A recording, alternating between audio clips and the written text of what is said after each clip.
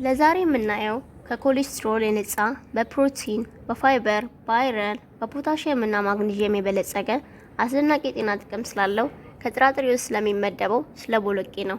ቦሎቄ ከሚሰጣቸው አስደናቂ የጤና ጥቅሞች መካከል የአመጋገብ ስርዓተ ልመትን ያቀላጥፋል፣ በደም ውስጥ የሚገኘውን ስኳር መጠን ይቆጣጠራል፣ የልባችንን ጤና ይጠብቃል፣ የአጥንትና የቆዳ ጤና ያጎለብታል፣ እንዲሁም በስኳር በሽታ የመያዝ እድላችንን ይቀንስልናል።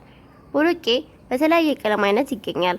እነርሱም በቀይ፣ በነጭ፣ በጥቁር መልክ ይገኛል።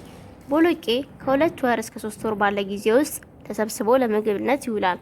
በዚህ ቪዲዮ ላይ በቤት ውስጥ ቦሎቄን እንዴት ከቀን 1 እስከ ቀን 62 በማሳደግ ለምግብነት የምናውልበትን መንገድ እንመለከታለን።